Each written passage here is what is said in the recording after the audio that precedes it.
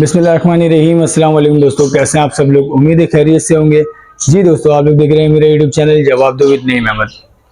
दोस्तों आज बात करेंगे ICC cricket world cup 2023 Pakistan versus Australia match अभी चल रहा है, इस पर थोड़ी बात करेंगे। इसके अलावा जी मैंने आप लोग को बताया था कि शेख रशीद साहब का एक इंटरव्यू होने वाला है। ये बात मैं आपको 4 दिन पहले बता चुका हूँ। अब इंटरव्यू जो है वो हो गया है। इंटरव्यू के किसने किया और किस हाल में इंटरव्यू हुआ है, इस पर भी बात करेंगे। और इसके अलावा जी 21 और 20 और 21 नवंबर के हवाले से मैंने कल जो व्लॉग किया उसमें मैंने आप लोग को तफसील से हर चीज़ हर बात जो है वो बता दी।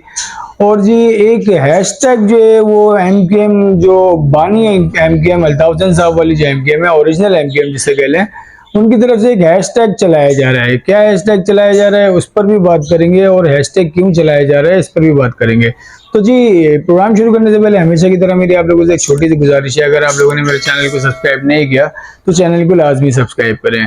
तो जी प्रोग्राम शुरू कर लेते हैं। Pakistan versus Australia world cup का पाकिस्तान का ये चौथा मैच है। 2 मैच जो है पाकिस्तान जीत चुकी है, 1 मैच इंडिया से हारी है, और तीसरा मैच जो चल रहा है उसमें भी लगता है कि जो हाल तीसरे मैच में हुआ था उससे बुरा हाल होता हुआ नजर आ रहा है पाकिस्तानी टीम का इस चौथे मैच में। ऑस्ट्रेलिया की टीम ने स्टार्टिंग से अब तक जो है वो बेहतरीन खेल पेश किया, और अभी तकरीबन 36-37 ओवर का मैच हो गया है। और जो पहली विकेट गिरी है ऑस्ट्रेलिया की, पाकिस्तान ने टॉस जीता है और बॉलिंग करने का फैसला किया, और पहली विकेट जो गिरी है ऑस्ट्रेलिया की वो 33वें ओवर की 5वीं बॉल पर पहली विकेट गिरी है, जो शाहीन आफरीदी ने आउट किया है मिचेल मार्श को। और फिर उसकी अगली ही बॉल पे मैक्सवेल को आउट किया, और मैक्सवेल को सिपर पे आउट किया शाहीन आफरीदी ने। तो ये समझ लें कि आज जो है वो अब तक के कामयाब बॉलर जो है वो शाहीन आफरीदी करार पाए हैं, और सबसे नाकाम बॉलर जो है वो हारिस रऊफ।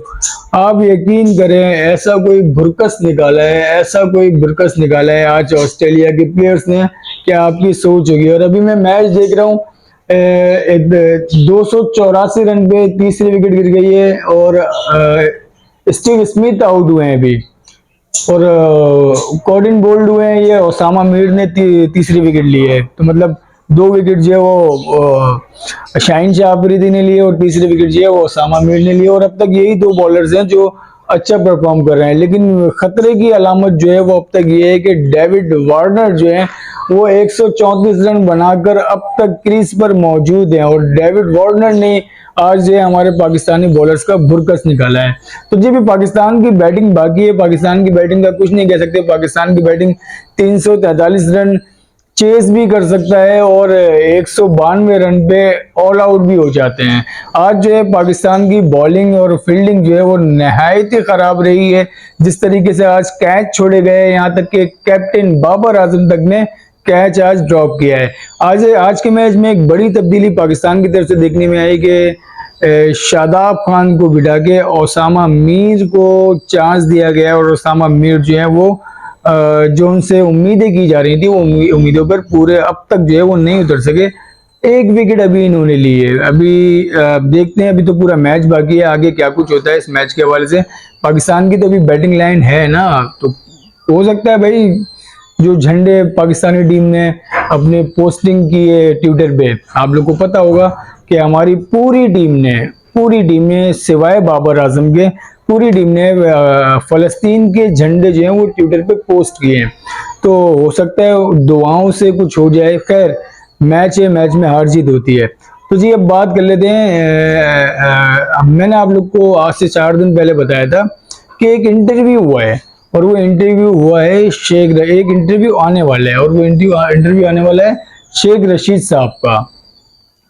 तो इंटरव्यू जो है वो हो गया है, और समा चैनल पे वो इंटरव्यू रिकॉर्ड हुआ है, और जो एंकर हैं वो मुनीब फारूकी एंकर हैं, और जो चैनल के मालिक हैं वो अलीम खान हैं। अलीम खान को कौन नहीं जानता, कौन नहीं पहचानता। अलीम खान जो है वो इस चैनल के मालिक हैं। और अब इंटरव्यू किस हाल में हुआ है ये शायद अब तक आपको किसी ने नहीं बताया होगा, तो ये मैं आप लोगों को बता देता हूँ।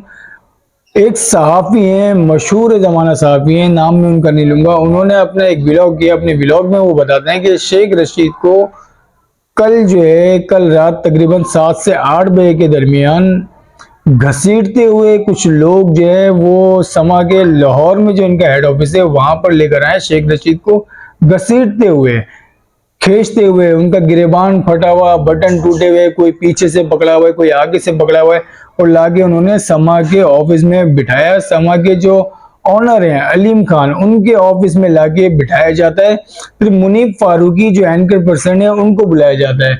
मुनीफ फारूकी को बुलाया जाता है और एक कागज का टुकड़ा वो मुनीफ फारूकी के हाथ में दिया जाता है कि आपने ये सवाल करने हैं, और एक कागज का टुकड़ा जो है वो शेख रशीद के हाथ में दिया जाता है कि आपने इन सवालों के ये जवाब देने हैं। अब ये कहा जा रहा है, उस सहाफी का कहना ये है कि जो जब शेख रशीद ने वो कागज पढ़ा, वो कागज पढ़ने के बाद जो एक शेख रशीद ने कहा कि जी मैं जो हूँ ये बातें इमरान खान के लिए नहीं कर सकता। जैसे ही शेख रशीद ने ये बात की है उसके बाद शेख रशीद के मुंह पे एक शानदार जो है वो थप्पड़ पड़ा है।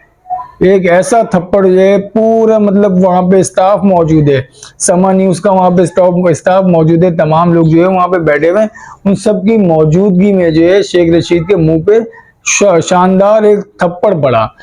तो और इसके बाद जो है शेख रशीद की आंखों में आंसू आ गए। फिर शेख रशीद ने हाथ जोड़ के कहा कि मुझसे ये सब ना करवाएं।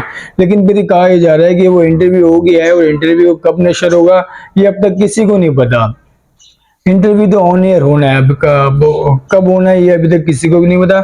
लेकिन ये जो खबर थी कि शेख रशीद का इंटरव्यू आने वाला है, ये खबर मैं आपको तकरीबन 4 दिन पहले दे चुका हूं। और अब जो है ये तमाम आपको, आप देखें कि सारे यूट्यूबर हैं, आपको सहाफी यूट्यूबर है, वो सब आपको शेख रशीद के बारे में, उनके इंटरव्यू के बारे में अब बता रहे होंगे कि यार शेख रशीद का इंटरव्यू आने वाला है, इंटरव्यू कहाँ हुआ है।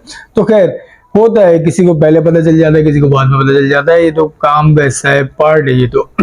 तो जी अब बात कर लेते हैं, एक हैशटैग चलाया जा रहा है, और हैशटैग चलाया जा रहा है जो ओरिजिनल एमक्यूएम है अल्ताफ हसन साहब वाले, उनके जो लोग हैं वो एक हैशटैग चला रहे हैं। हैशटैग क्या है पहले मैं आप लोगों को वो बता देता हूँ। ताकतवरों की लौंडी अदालत, ये हैशटैग चलाया जा रहा है। और इस हैशटैग को मतलब आप देखें ट्विटर जो है वो भरा पड़ा है। हैशटैग है ताकतवरों की लौंडी अदालत। अभी हैशटैग चलाया क्यों जा रहा है इस पे बात कर लेते हैं। असल में आप लोग को पता होगा कि नवाज शरीफ साहब जो है वो कल पीर के दिन, कल 21 अक्टूबर है, 21 अक्टूबर को नवाज शरीफ एज पर अपने शेड्यूल वो पाकिस्तान तशरीफ ला रहे हैं। अब उनके पाकिस्तान तशरीफ लाने से पहले उनकी जो कानूनी टीम थी, उन्होंने जिस तरीके से काम किया और सब कुछ मामला उनके ठीक किए और उनकी जमानतें वगैरह वो सब करवा ली। अब ये सब होने के बाद जो है फिर मुख्तलिफ टीवी चैनल्स पे प्रोग्राम हुए, और समा पे नदीम मलिक लाइव के नाम से एक प्रोग्राम होता है, और वो प्रोग्राम करते हैं एंकर पर्सन नदीम मलिक साहब। नदीम मलिक ने कल एक प्रोग्राम किया जिसमें एक माहिर कानून जिनका नाम सलमान अकरम राजा है, वो उस प्रोग्राम में मौजूद थे। तो उनसे सवाल किया कि कल जो मैं अब कल कहूँगा उसके हवाले से कि जो आज जो फैसले हुए अदालतों की तरफ से, जिस तरीके से रिलीफ दिया गया, और फिर एहतसाब ने भी इनको रिलीफ दिया नवाज शरीफ साहब को, तो उसके हवाले से आप क्या कहेंगे। मैं नाम बता रहा हूँ आपको एक बार फिर, सलमान अकरम राजा, एक माहिर कानून है, इनसे ये सवाल हुआ। इसका जवाब जो है सलमान अकरम राजा कुछ इस तरह देते हैं। नवाज शरीफ को आज जमानत देकर एक नई मिसाइल कायम की गई। आज साबित हुआ कि कानून एक आला है ताकतवरों के हाथ में। इस फैसले से ऐसा लगा कि कानून एक लौंडी है और इनके हाथ में किसी को सियासत में लाना है और किसको सुर्ख लकीर खींचनी है, ये सब उन्हीं के हाथ में, ताकतवरों के हाथ में। और ये जो है आज के अदालतों के फैसले से साबित हुआ। उन्होंने ये कहा कि आज के फैसलों से साबित होता है कि कानून एक लौंडी है। अब ये जो क्लिप है नदीम मलिक के प्रोग्राम का, ये क्लिप जो है वो अल्ताफ हसन साहब के जो चाहने वाले, उनके जो सोशल मीडिया की टीम है, उन्होंने इस ट्वीट को, इस क्लिप को बहुत ज्यादा ट्वीट किया और एक हैशटैग चलाया कि ताकतवरों की लौंडी अदालत। अब उनका ये ट्वीट जो चला रहे थे उसके साथ वो ये भी मेंशन कर रहे थे कि एक तरफ जो है वो बानी कायद जनाब अल्ताफ हसन साहब के इतने सारे केसेस हैं, इतने सारे जो पेंडिंग में है, जिसको कोई सुनता नहीं है, जिनके ऊपर लंबी लंबी 6-6, 8-8 महीने की तारीखें दे दी जाती हैं, या तो फिर वो काबिल समाअत ही करार नहीं दिए जाते, ऐसे केस पड़े हुए हैं। कल मुस्तफा अजीजाबादी ने भी अपना एक वीडियो लॉग किया, उसमें भी उन्होंने यही सब बातें की, और इसमें उन्होंने यही कहा कि उन्होंने एक जो हमारे chief justice of supreme court हैं काजी फाइज ईसा साहब, उनसे भी उन्होंने दरखास्त की कि ये जो अभी बातें हो रही हैं कि कानून एक लौंडी है या अदालत एक लौंडी है, इस तरह की जो बातें हो रही हैं, ये एक हाई कोर्ट फैसला इस्लामाबाद हाई कोर्ट से आया है, तो ये बातें हाई कोर्ट के हवाले से हो रही हैं। तो आप सोचें कि कई लोग जो है वो सुप्रीम कोर्ट के हवाले से इस तरह की बातें करना ना शुरू कर दें, तो आप एक सख्त नोटिस लें, और जो बानी वकायद जनाब अल्ताफ हुसैन के ऊपर जो पाबंदी लगी हुई है, उसको गैर कानूनी और गैर आईनी करार देके उनके ऊपर से पाबंदी फौरी हटाए।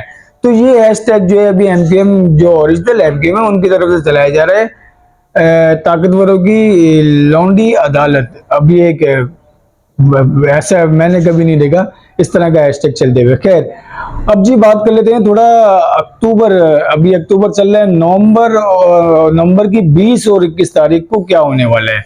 अब ये जो खबरें चल रही हैं नवाज शरीफ साहब के हवाले से, जिस तरीके से पता अब तो आ रहे हैं नवाज शरीफ जो कल लाहौर आ जाएंगे, और उसके बाद वो जलसा भी करेंगे, और सब कुछ जो मीनार पाकिस्तान पे वो सब कुछ अपना जो उनका शेड्यूल है उसके मुताबिक वो सारे काम करेंगे।